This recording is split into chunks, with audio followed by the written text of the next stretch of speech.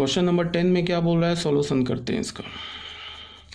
ए matrix क्या दे रखा है हमारे पास, 1 0 0 0 2 0 0 0 3, ठीक है। क्या बोल रहा है, देन फाइंड ए इनवर्स पे पावर 2। तो फॉर्मूला लग जाएगा, सॉरी प्रॉपर्टी लग जाएगा। अभी प्रॉपर्टी में क्या बताया है, ये बोला है ना कि किसी मैट्रिक्स का nth पावर लेके इन्वर्स निकालो या इन्वर्स निकाल कर nth पावर लो, बात बराबर। ये बताया ना प्रॉपर्टी, ये लग जाएगा। बोला है ना ए इन्वर्स का स्क्वायर निकालो, तो क्या करो तुम ए स्क्वायर का इन्वर्स निकाल लो। अब ए स्क्वायर निकालना आता है ना, ए को ए से मल्टीप्लाई कर दो तो ए स्क्वायर मैट्रिक्स आ जाएगा।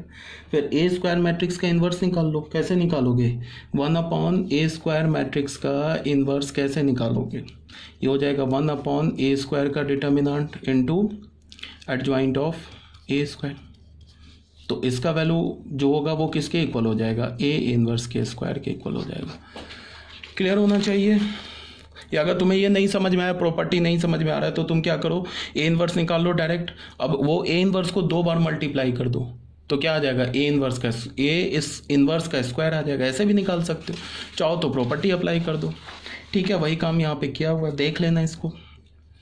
अब यहाँ पे क्या बोल रहा है कि matrices A and B satisfy this equation. कौन सा इक्वेशन दे रखा है, A and B satisfy A B is equal to B inverse, where B matrix दे रखा है। Then find the value of lambda for which lambda A plus 2 B inverse plus I is null matrix without finding B inverse. अच्छा ठीक है, इसमें क्या बोल रहा है कि हमारे पास 2 मैट्रिक्स है, ए एंड बी मैट्रिक्स है हमारे पास, और पहला क्या गिवन है, A B is equal to B inverse given है, और बी मैट्रिक्स क्या बोल रहा है, ये दे रखा है।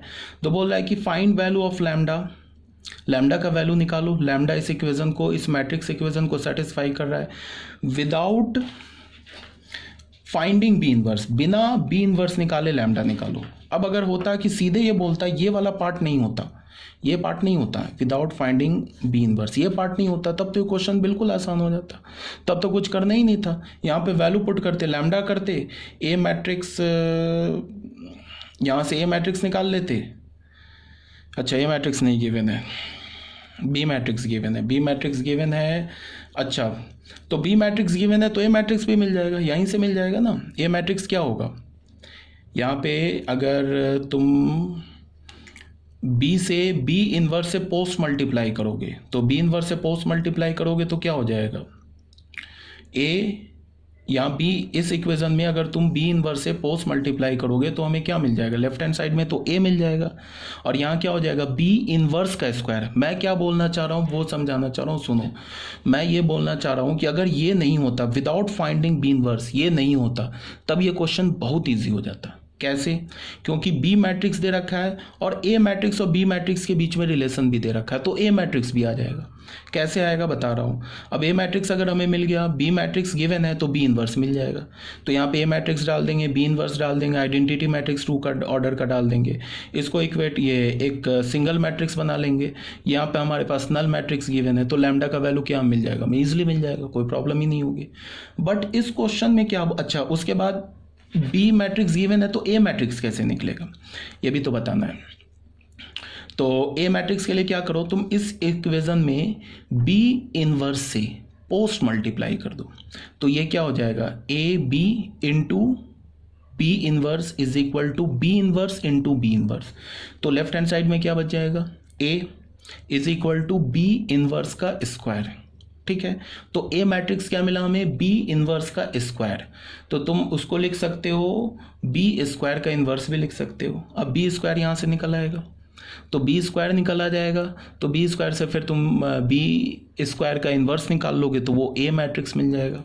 अब जब हमें ए मैट्रिक्स मिल गया तो ए मैट्रिक्स को यहाँ डालो, फिर ए मैट्रिक्स के हर एक एलिमेंट को लैम्डा से मल्टीप्लाई कर दो, फिर बी इनवर्स निकालो, बी इनवर्स के हर एक एलिमेंट को 2 से मल्टीप्लाई करो तो 2 बी इनवर्स आ जाएगा, फिर एक आइडेंटिटी मैट्रिक्स ऐड करो, फिर तीनों मैट्रिक्स को ऐड करो तो लेफ्ट हैंड साइड में क्या हो जाएगा, हमें एक सिंगल मैट्रिक्स मिल जाएगा, ठीक है। और राइट हैंड साइड में क्या हो जाएगा, नल मैट्रिक्स मिल जाएगा सेम ऑर्डर का।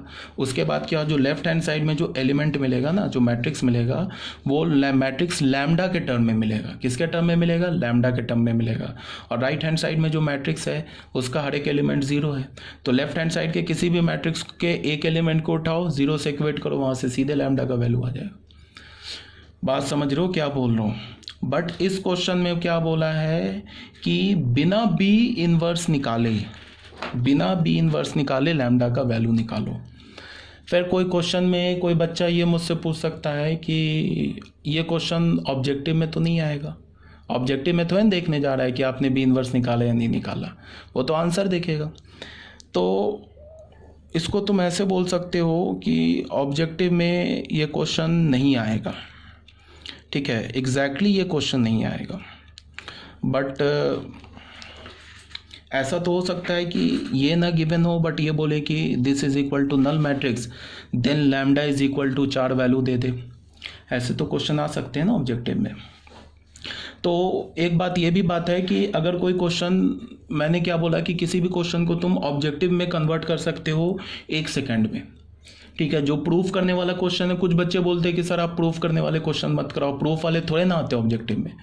तो जितने भी प्रूफ करने वाले क्वेश्चन है उसी को ऑब्जेक्टिव में वो कन्वर्ट करते हैं और ऑब्जेक्टिव में कन्वर्ट करके दे देते हैं। प्रूफ में होगा कि मान लो कि कुछ इन्फॉर्मेशन गिवन है और कुछ इन्फॉर्मेशन से कोई प्रॉपर्टी प्रूफ हो रही है, ठीक है। तो अगर सब्जेक्टिव क्वेश्चन होगा तो बोलेगा कि proof that this property, objective question होगा तो वैसी मिलती जुलती 4 प्रॉपर्टीज तुम्हें नीचे ऑप्शन में दे देगा। अब क्या बोलेगा कि चूज द करेक्ट ऑप्शन। तो कभी भी हमें सब्जेक्टिव क्वेश्चन को देख के ये नहीं बोलना है कि ये क्वेश्चन ऑब्जेक्टिव में नहीं आएगा तो इसे हम सॉल्व नहीं करेंगे। सब्जेक्टिव क्वेश्चन ही सीखोगे ना सॉल्व करना, तो ऑब्जेक्टिव क्वेश्चन सीख सकोगे। सिर्फ ऑब्जेक्टिव करके तुम सब्जेक्टिव नहीं सीख सकते हो। कहने का मतलब क्या है, ये पूरे कहने का सार क्या है, क्या मतलब इसका ये है, समरी है कि तुम्हें कोई क्वेश्चन नहीं छोड़ना है। सब्जेक्टिव क्वेश्चन पे तुम्हें ज़्यादा एम्फेसिस करना है ऑब्जेक्टिव क्वेश्चन पे, ठीक है।